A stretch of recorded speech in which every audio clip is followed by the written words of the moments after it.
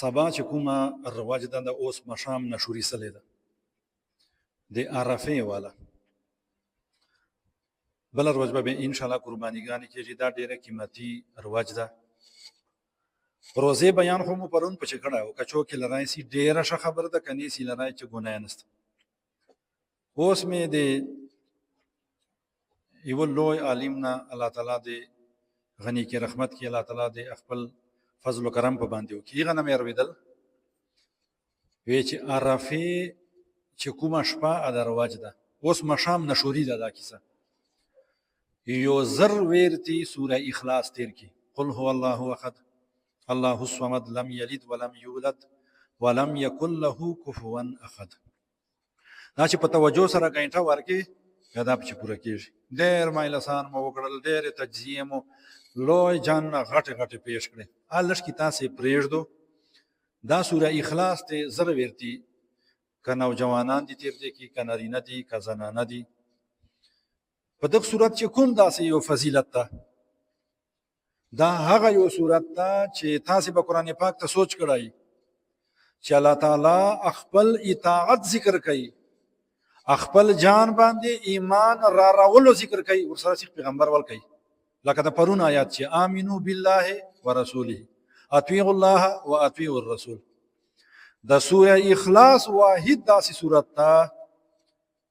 چې الله تعالی پیغمبر علی السلام ته جای نه د پښور کړای خپل خوش پیغمبر جان سره په دغه صورت چې نه ذکر کړای صرف خپل توحید ذکر کړای د تفسیر موږ بیان کړو د سوره اخلاص ول شاغون د زوین دوه هفته مو په تیر کړی نو اعوذ بالله بسم الله ول سره ورته وای به چې بیا ختم کوي بیا صرف بسم الله الرحمن الرحیم ډیر شوی چې سره په داسه سره دا وظیفه وکي کني چې په یاد وای او د ضروری نه ده بیا څه فائدہ ای چې ته زر ورتی د الله تعالی توحید بیان وکړه الله تعالی فرمایي چې ته څه شای غواړې زه درکوم نو دای ما غوندې کمزوري سړی یا بادشاہ ولا چې وعده نه ده چې به ټیمي پچې بیا به 3-5 کوي خبرې چې نه دای د الله تعالی توحید ده الله تعالی فرمایي تا ته چې مسله تر پیښه ده عذاب هلکون ته دا سوره اخلاص تیر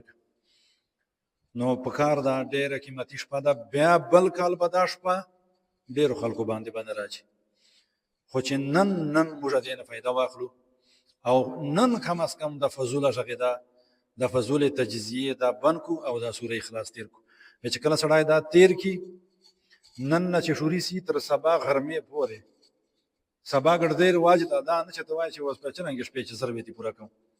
بس عرفه رواج ټوله ده کنه خو اوس شپه ده کنه او رواج د ټولنو زر ورتی دا ډیر زیات ټیم دا ډیر کم الفاظ دي ا فائدہ یې ډیره ده الله تعالی دې وبخشي دا تیر کال حج چې غالبا شیخ ادریس صاحب ورته بیانوله او شر انسته ده عرفه پر وجه باندې موږ پته نه لګیږي چوک پي بیا عرفه وجه پورې چوک پنی خدا وظیفه دې سړی وکي بیا دې شاته درود شریف پسې تیر کی دعاګانې دې عالم اسلام ته وکي چې کومې د پزړه باندې اده وکي اثر ډاله پښتو چې دواګانې دې وغواړي ادا څنګه دواګانې دې وغواړي دواګانې چې ته چانه چشای غواړي بیا ایغه حیثیت ته ګور ایغه ورونه غواړي نو الله تعالی چې چور شان ده ایغه ور غوښتل دې سړی ونه کوي